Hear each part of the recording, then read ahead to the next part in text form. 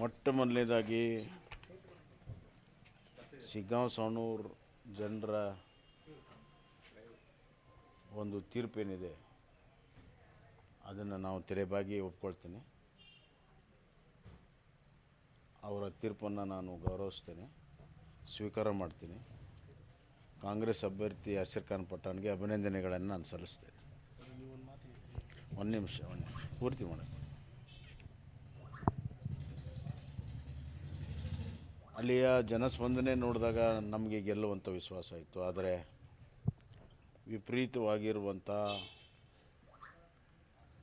ಹಣದ ಹೊಳೆಯನ್ನು 2 ದಿವಸ ಹರಿಸಿ ಇವತ್ತು ಗೆಲುವನ್ನು ಸಾಧಿಸ್ಕೊಂಡಿದ್ದಾರೆ. ಅದೇನೇ ಆಗಲಿ, ಈಗ ಸರ್ಕಾರದ ಅವ್ರದ್ದೇ ಇದೆ. ಆಡಳಿತ ಪಕ್ಷದ ಶಾಸಕರು ಜನ ಆಯ್ಕೆ ಮಾಡಿದ್ದಾರೆ. ಶಿಗ್ಗಾಂವ್ ಸವಣೂರು ಕ್ಷೇತ್ರ ಸಾಕಷ್ಟು ಅಭಿವೃದ್ಧಿಯನ್ನು ಮಾಡಿದ್ದೀವಿ. ಆ ಅಭಿವೃದ್ಧಿಯ ಒಂದು ಪರ್ವ ಮುಂದುವರಿಲಿ ಅಂತ ನಾನು ಹಾರೈಕೆ ಮಾಡ್ತೀನಿ. ಮತ್ತು ಶಿಗ್ಗಾಂವ್ ಸವಣೂರು ತಾಲೂಕಿನ ಜನರಿಗೆ ಒಳ್ಳೆಯದಾಗಲಿ ಅಂತ ನಾನು ಬಯಸ್ತೇನೆ.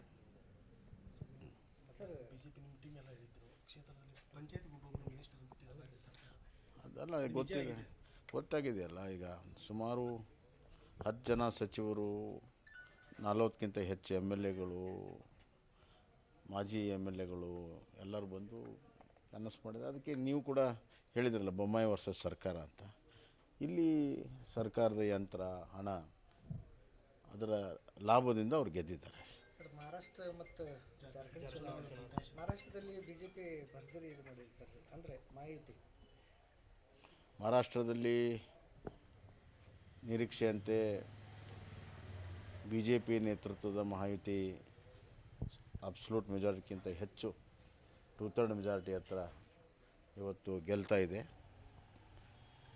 ನಮ್ಮ ಪ್ರಧಾನಮಂತ್ರಿಗಳ ನರೇಂದ್ರ ಮೋದಿ ಅವರ ನೇತೃತ್ವ ಮತ್ತು ಮಹಾರಾಷ್ಟ್ರದಲ್ಲಿ 3 ಪಕ್ಷಗಳಲ್ಲಿರುವಂಥ ಒಕ್ಕಟ್ಟು, ಪ್ರತಿಯೊಬ್ಬರು ತಮ್ಮ ತಮ್ಮ ಓಟುಗಳನ್ನು ಟ್ರಾನ್ಸ್ಫರ್ ಮಾಡೋ ಮುಖಾಂತರ ಏನೋ ಒಂದು ಅವ್ರ ನಡುವೆ ಸಹಕಾರ ಇತ್ತು. ಆ ಸಹಕಾರದಿಂದ ಮತ್ತು ಕಳೆದ 3 ವರ್ಷದ ಸರ್ಕಾರದ ಪರ್ಫಾರ್ಮೆನ್ಸ್ ಆಧಾರದ ಮೇಲೆ ಇವತ್ತು ಮಹಾರಾಷ್ಟ್ರದಲ್ಲಿ ಭಾಳ ದೊಡ್ಡ ಪ್ರಮಾಣದ ಜಯ ಇವತ್ತು ಸಿಕ್ಕಿದೆ.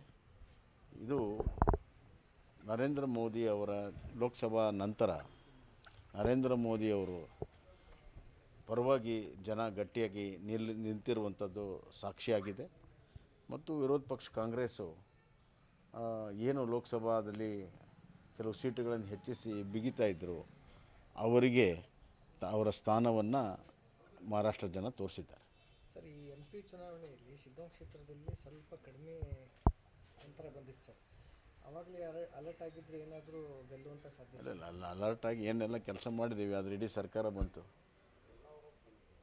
ಕೆಲವು ವಿಚಾರಗಳನ್ನು ನಾವು ಬೇರಂಗೆ ಹೇಳೋಕ್ಕಾಗಲ್ಲ. ಭಾಳ ದೊಡ್ಡ ಪ್ರಮಾಣದಲ್ಲಿ ಆಡಳಿತ ಯಂತ್ರ, ಮಂತ್ರಿಗಳು, ಹಣದ ದುರುಪಯೋಗ ಭಾಳ ಆಗಿದೆ.